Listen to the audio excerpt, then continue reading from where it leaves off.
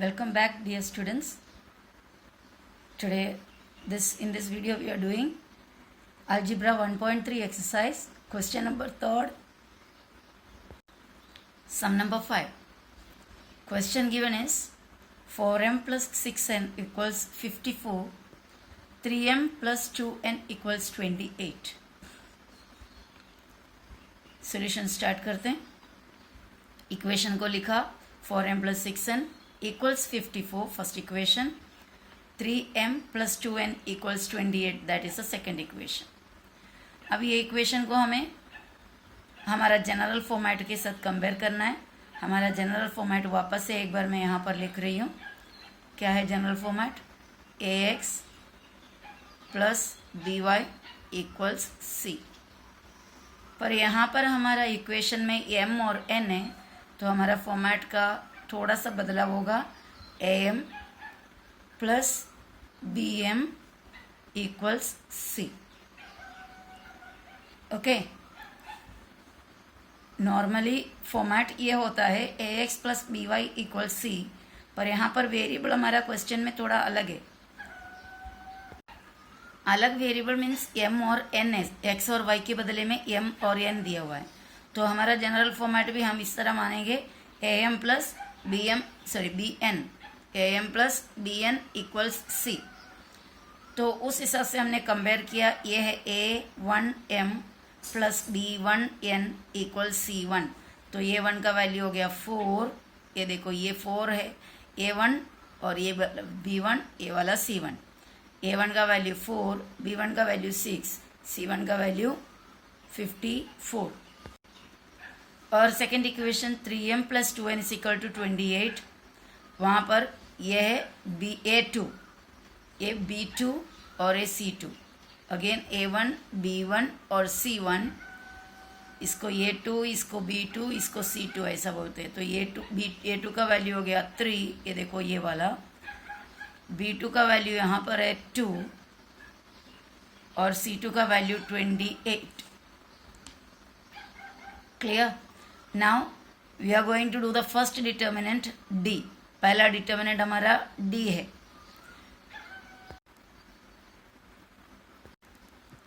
First determinant d के लिए हम क्या करते हैं? First second. ओके, d के लिए फर्स्ट सेकेंड और नेक्स्ट डिटर्मिनेंट dx के लिए लास्ट सेकेंड और dy के लिए फर्स्ट लास्ट. तो फर्स्ट सेकेंड यानी ये फर्स्ट और ये सेकेंड और ये लास्ट, ऐसा मैंने बताया था. फर्स्ट सेकेंड और लास्ट, फर्स्ट सेकेंड और लास्ट, बराबर. तो फर्स्ट सेकेंड यानी a1 b1, a2 b2. a1 का वैल्यू 4, b1 का वैल्यू 6, a2 का वैल्यू 3, b2 का वैल्यू 2. और इसका क्रॉस मल्टीप्लिकेशन कैलकुलेशन करेंगे अभी. 4 इंटू 2, यहाँ से ऊपर से नीचे 4 इंटू 2 और माइनस सब्ट्रैक्शन का साइन डालेंगे. और उसके बाद यहाँ से 6 इंटू 3. 4 2 ज़ा 8 माइनस 6 3 ज़ा 18. 8 में से 18 माइनस नहीं होता, लेकिन we can do it by putting a minus sign. एक माइनस साइन डालने के बाद बड़े में से छोटे को माइनस करना है. 10 में से 8 को माइनस किया, 18 में से 8 को माइनस किया 10. तो हमें d का वैल्यू मिला. अभी नेक्स्ट डिटर्मिनेंट हमारा dx है, लेकिन हमारा ये सम में जो वेरिएबल्स है उसका नाम am और n है. x और y ये वेरिएबल में नहीं है, तो हम x के बदले में हम डालेंगे m. dm अभी dm का कैसा है? लास्ट सेकेंड यानी c1 b1 और c2 b2. c1 का वैल्यू 54 हमने बनाकर रखा हुआ था और b1 का वैल्यू 6 बनाया हुआ है और c2 का वैल्यू 28 हमने ऊपर लिखा है और b2 का वैल्यू 2. अभी इन्हें क्रॉस मल्टीप्लाई करना है. 54 इंटू 2 माइनस सब्ट्रैक्शन का साइन, 6 इंटू 28. अभी 54 और 2 को मल्टीप्लाई करना है. 54 और 2 मल्टीप्लाई करेंगे तो I will do the multiplication here. 54 into 2, 2 4 ज़ा 8, 2 5 ज़ा 10. तो हमें मिला 108.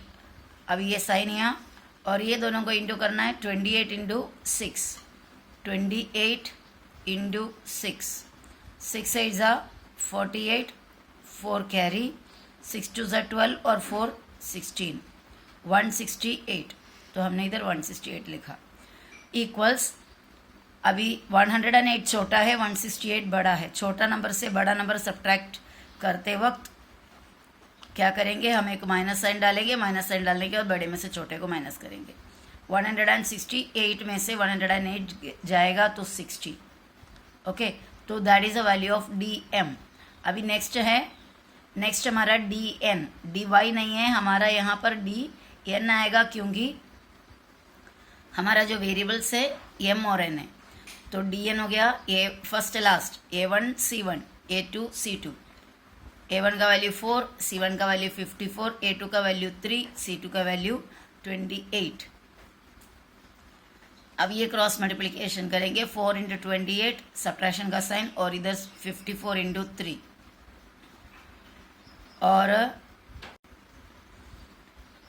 ये दोनों 4 इंटू 28 को मल्टीप्लाई करेंगे तो 112, 54 इंटू 3 को मल्टीप्लाई करेंगे तो 162। I will do the multiplication on right side.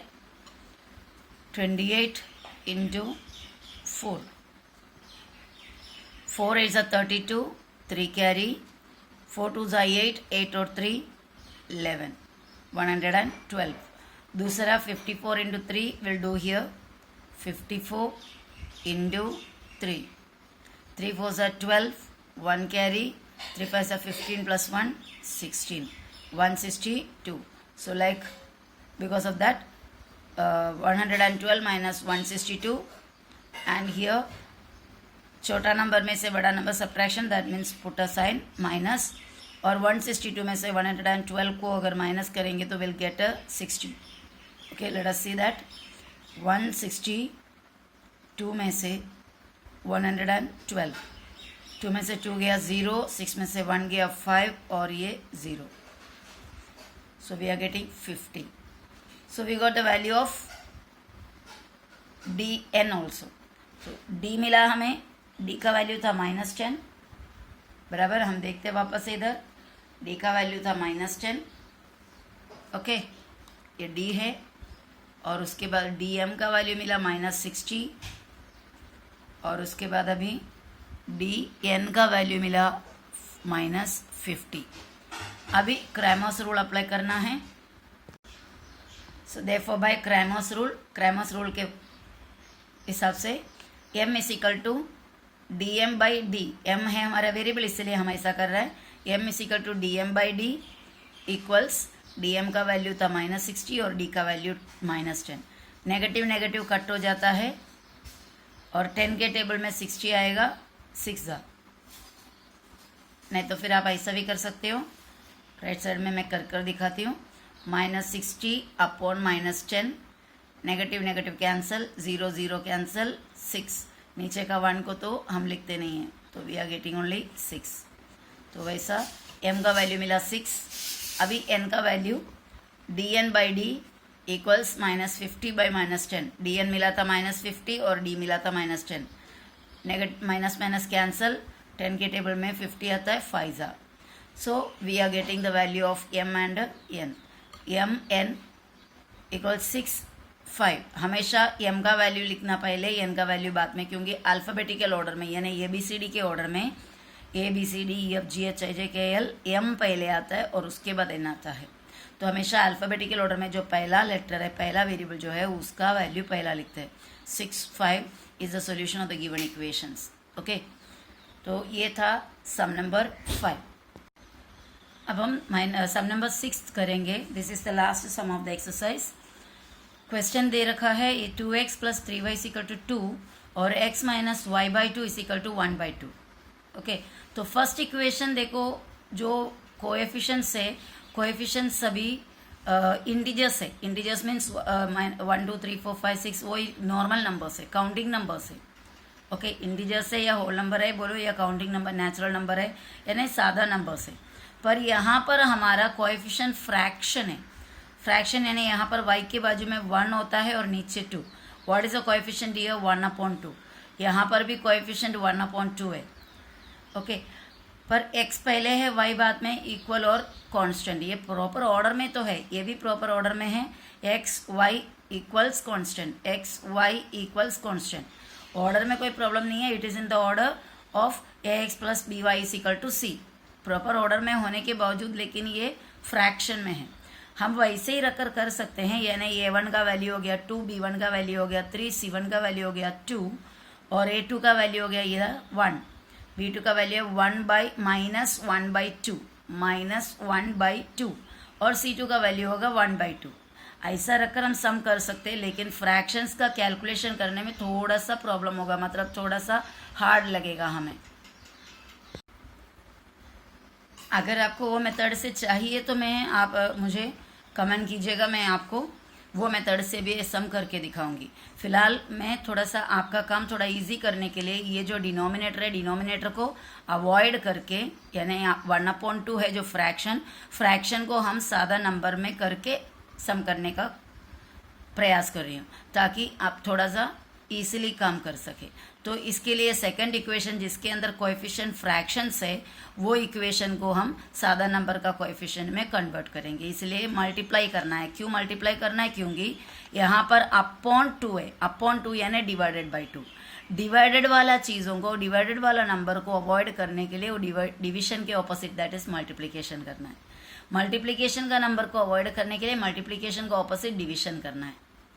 Okay, division वाले यानी अपॉन वाला 2 को निकालने के लिए इंटू 2 करेंगे तो निकल जाएगा, और इधर भी अपॉन वाला 2 है, उसको भी निकालने के लिए इंटू 2 करेंगे तो अपॉन 2 हट जाएगा। तो इसके लिए multiplied by 2, multiply equation second by which number 2, second equation को 2 से मल्टीप्लाई करेंगे। तो ये मल्टीप्लीकेशन पहले का सम में भी मैंने आपको दिखाया, फिर भी और एक बार मैं यहाँ पर आपको करके दिखा रही हूँ। x माइनस वाई बाई 2 है और इक्वल्स 1/2, और मैंने बोला कि ये इक्वेशन को 2 से मुझे इंटू करना है, तो यहाँ पर मैंने 2 से इंटू किया और यहाँ पर भी 2 इंटू कर रहा है और यहाँ पर भी 2 इंटू कर रहा है। 2 इंटू एक्स क्या हो जाएगा? 2x बन जाएगा, और ये माइनस साइन यहाँ, ये 2 और ये 2 कट हो जाएगा।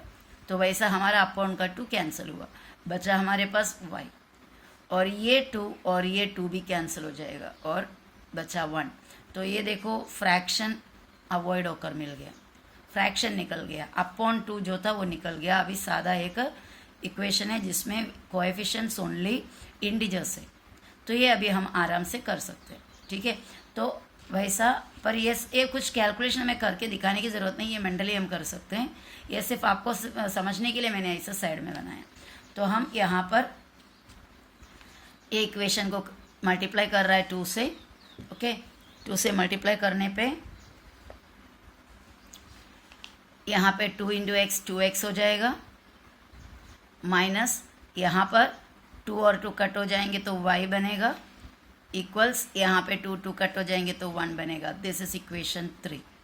तो हमारा इक्वेशन जो सेकंड हमें दिया था उसको हमने कन्वर्ट करके इक्वेशन 3 में चेंज किया, ताकि हम सम आसानी से कर सकें। अभी हमको ये दोनों इक्वेशन, कौन से इक्वेशन को कंसिडर करना है? इक्वेशन फर्स्ट और इक्वेशन थर्ड को कंसिडर करना है। तो हम लिखेंगे कंपेयरिंग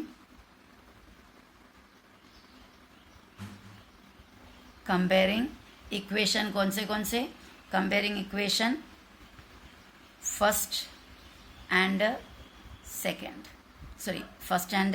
थर्ड। इक्वेशन फर्स्ट और थर्ड को कंपेयर करेंगे तो we will get the value,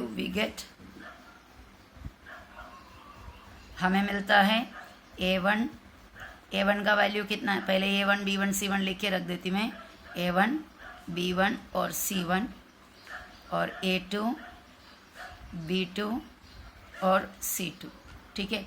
देखते हैं a1 b1 c1 कितना मिलेगा। a1 फर्स्ट इक्वेशन में a1 2 b1 3 c1 2, 2 3 और 2, तो हम वो लिख देते 2 3 और 2, ओके। अभी a2 b2 और c2 हमें कौन सा इक्वेशन से मिलेगा? थर्ड इक्वेशन में से, क्योंकि सेकंड इक्वेशन में फ्रैक्शन है इसलिए उसे थर्ड इक्वेशन में हमने कन्वर्ट किया है बाय मल्टीप्लाइंग बाय 2। तो थर्ड इक्वेशन में ये a2 है, ये b2 है और ये c2 है। a2 का वैल्यू हो गया 2, b2 का वैल्यू -1 है, यहाँ पे 1 होता है, अगर वेरिएबल अकेले लिखे हैं तो वहाँ पे कोएफिशिएंट 1 होता है, -1 और ये 1, 2 -1 और 1, 2 -1 और 1, तो ये 2 का वैल्यू 2 और B2 हो गया -1, C2 का वैल्यू हो गया वापस से 1। ओके, इतना समझ में आया। अब हमारा नेक्स्ट स्टेप है, क्या फाइंड आउट करना है हमें, first determinant. First determinant is D, D is equal to first second यानी A1 B1 A2 B2 first second equals A1 का वैल्यू कितना 2 और B1 3, A2 हो गया 2, B2 हो गया -1। ओके, अब इसका कैलकुलेशन करना है, डिटर्मिनेंट का वैल्यू फाइंड आउट करना है हमें। इक्वल डाला, यहाँ से यहाँ 2 into -1, since it is a negative number please keep it in the bracket, और सब्ट्रैक्शन का साइन 3 2 ज़ा। Okay, now calculation, positive negative, negative 2 1 ज़ा 2, नेगेटिव पॉजिटिव, नेगेटिव 3 2 ज़ा 6, ये दोनों नंबर नेगेटिव है। अभी देखो मल्टीप्लिकेशन में हमने ऐसा काउंट किया कि पॉजिटिव नेगेटिव नेगेटिव पॉजिटिव वगैरह, यहाँ पे मल्टीप्लिकेशन नहीं है तो वो काउंट नहीं करना, पॉजिटिव नेगेटिव नेगेटिव पॉजिटिव वाला काउंट नहीं करना। देखना कि दोनों का साइन सेम है तो ऐड करना, दोनों का साइन अलग अलग है तो सब्ट्रैक्ट करना। यहाँ पे 2 का साइन माइनस, 6 का साइन भी माइनस, दोनों का साइन सेम है, सेम साइन है तो सब्ट्रैक्ट ऐड करके बड़े का साइन डालना। सेम साइन है तो ऐड करो, सेम साइन है तो ऐड करो, सेम साइन है तो ऐड करो, और अलग अलग साइन है यानी डिफरेंट साइन से तो डिफरेंट साइन है तो क्या करो, सब्ट्रैक्ट करो, माइनस करो। सेम साइन है तो ऐड करो, डिफरेंट साइन है तो सब्ट्रैक्ट करो। यहाँ पे हमारा सेम साइन है, सेम साइन है मतलब नेगेटिव है और ये भी नेगेटिव है, ऐड करेंगे तो 8, और सब्ट्रैक्ट बड़े का साइन बड़ा 6 है उसका साइन नेगेटिव, सेम साइन है ऐड किया, बड़े का साइन डाला -8। ओके, वैसा हमें किसका वैल्यू मिल गया, फर्स्ट डिटर्मिनेंट D का वैल्यू मिल गया। अभी नेक्स्ट डिटर्मिनेंट हमें फाइंड आउट करना है, दैट इज dx। यहाँ पे हम dx ही फाइंड आउट करेंगे क्योंकि हमारा वेरिएबल्स x है, x और y है।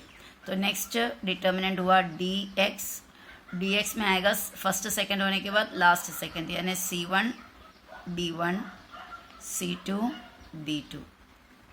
ओके, C1 D1 का वैल्यू हम क्वेश्चन में देखोगे, पीछे जाकर देखोगे तो C1 B1 हमारे पास क्या है, C1 B1, C1 और B1 2 3 1 -1, 2 3 1 -1। ओके,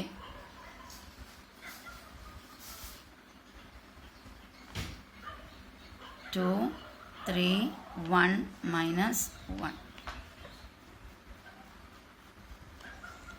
अब इसका आगे सब्ट्रैक्शन करना है, सॉरी क्रॉस मल्टीप्लाई करना है।